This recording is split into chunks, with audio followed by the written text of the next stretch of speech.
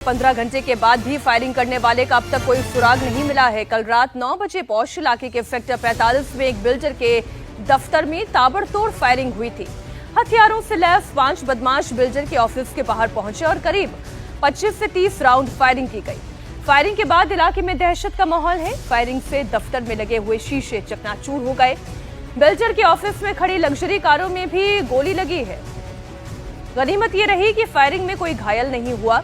वारदात को अंजाम देकर 5 बदमाश मौके से फरार हो गए। हमले की जिम्मेदार हरियाणा के गैंगस्टर दीपक नांदल ने ली है और सीसीटीवी की मदद से पुलिस आरोपियों की तलाश में छापेमारी कर रही है।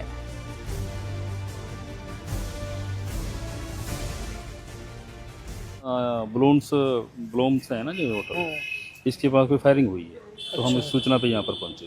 कितने राउंड फायरिंग हुए? काफी हुए हैं, बाकी जांच चल रही है। कल सीन ऑफ क्राइम टीम मौके पे आई हुई है। किसी को लगी नहीं? नहीं सर, किसी को हताहत होने की कोई पता चलता है कितने हमला हुए? नहीं सर, अभी इस बारे में पुष्टि नहीं हुई भी कितने आदमी थे कितने नहीं। अभी अब गुरुग्राम में बिल्डर पर फायरिंग के बाद गैंगस्टर दीपक नांदल ने सोशल मीडिया पर न सिर्फ फायरिंग की जिम्मेदारी ली बल्कि गुरुग्राम पुलिस को ओपन चैलेंज भी किया है। गैंगस्टर दीपक नांदल ने सोशल मीडिया पोस्ट में लिखा, राम राम सभी को, मैं दीपक नांदल, जो ये गुरुग्राम में एमएनआर बिल्डर्स पर फायरिंग हुई है ये मैंने करवाई है। रीजन है रोहित राहेजा का रिश्तेदार नितिन तलवार, इसने मेरे पैसे देने हैं। 2019 से खुद न्यूजीलैंड भाग गया था फैमिली के साथ। सबको वार्निंग है, जिसने जिसने मेरे पैसे देने हैं मत उलझो मुझसे, जितनी जल्दी हो सके कर दो हिसाब, वरना जो फंसेगा उसी को मारूंगा। तो खुल्लम खुल्ला सोशल मीडिया पर पोस्ट करके धमकी दी है इस गैंगस्टर ने और ओपन चैलेंज गुरुग्राम पुलिस को दिया है। अनामिका हमारी संवाददाता इस वक्त जुड़ गई है ज्यादा जानकारी के साथ। अनामिका बताइए, पुलिस अब इस पूरे मामले में क्या कर रही है? रात 9 बजे फायरिंग होती है और फिर खुल्लम खुल्ला सोशल मीडिया पर धमकी भी दे दी जाती है।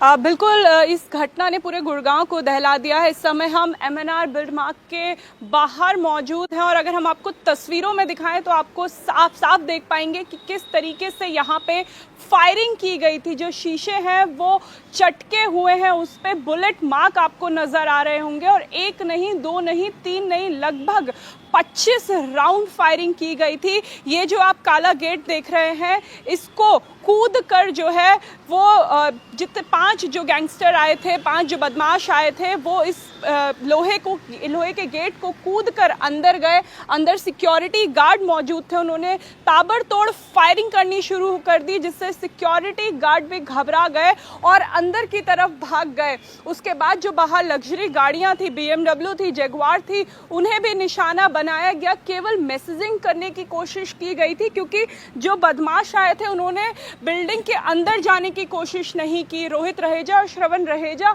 इस कंपनी को चलाते हैं जो जिसका नाम एमएनआर बिल्ड मार्क है। पूरे दिल्ली एनसीआर में ये प्रॉपर्टी डीलिंग का काम करते हैं। कई बड़े बड़े इनके कस्टमर हैं, बड़े बड़े प्रोजेक्ट में इस कंपनी का नाम है।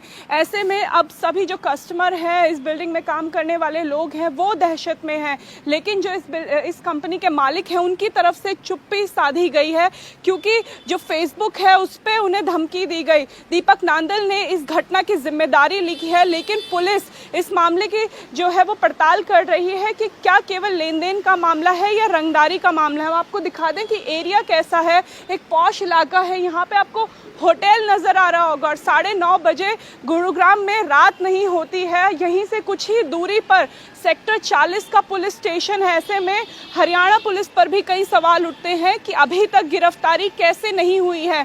कौन लोग थे, कौन वो 5 लोग थे जिनकी अभी तक पहचान नहीं हो पाई। आप तस्वीरों में देख लीजिए कि किस तरीके से इस इलाके की सिक्योरिटी बढ़ा दी गई है। एसीपी बार बार यहाँ पे आके जायजा ले रहे हैं, बिल्डर से पूछताछ की कोशिश की जा रही है लेकिन अरेस्टिंग जो है वो अभी तक इस मामले में नहीं हो पाई है।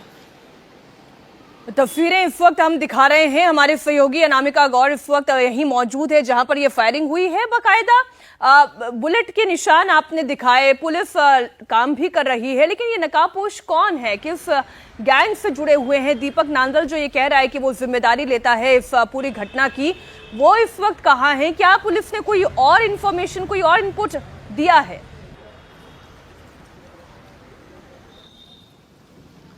देखिए, पुलिस इस समय जांच में जुटी हुई है, लेकिन दीपक नांदल के लिए कहा जाता है कि वो विदेश से ऑपरेट करता है और उसके कई छोटे छोटे उसने अपने गुर्गे हरियाणा के अलग अलग इलाकों में पाले हुए हैं, जो इसी तरीके से लोगों को आए दिन धमकाते हैं। तस्वीरें हम लगातार आपको दिखाते रहेंगे कि किस तरीके से दहशत फैलाने की कोशिश की है, बिल्डर्स को धमकाने की कोशिश की, और हरियाणा पुलिस को चुनौती दी गई है कि उनके पुलिस स्टेशन से कुछ ही मीटर की दूरी पे इस तरीके से वारदात कर दी जाती है। और बाद में देखिए, अभी जो कुछ कर्मचारी हैं वो यहाँ पे आए हैं, यहाँ पे जायजा लिया जा रहा है और एसीपी भी यहीं पे मौजूद हैं।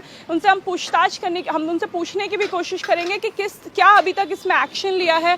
सर, अभी इस पूरे मामले में कौन ये 5 आरोपी थे, क्योंकि जो गैंगस्टर है वो खुल के कह रहा है कि मैंने ये किया है।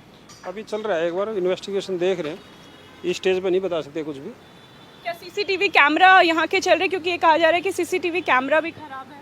नहीं, देख रहे हैं अभी वो सारी चीज़ें, बाद में डिस्कस करेंगे इसको। देखिए, अभी लगातार जो हरियाणा पुलिस है, एसीपी है, वो यहाँ पे जायजा ले रहे हैं। और सबसे अहम जो सीसीटीवी कैमरा है वो ब्लूम होटल का है मीनाक्षी, जिससे सीधा इस गेट का फुटेज आता है। और ये अहम जो है यहाँ इसमें सबूत है, इस जो पूरा रंगदारी का मामला, इसे आप कह लीजिए, या धमकाने का मामला जाहिर है। और पुलिस भी अभी कोई डिटेल साझा नहीं करना चाहती है, क्योंकि बहुत ही शुरुआती स्टेज में ये पूरा मामला है। बहुत शुक्रिया अनामिका आपका इस पूरी जानकारी के लिए।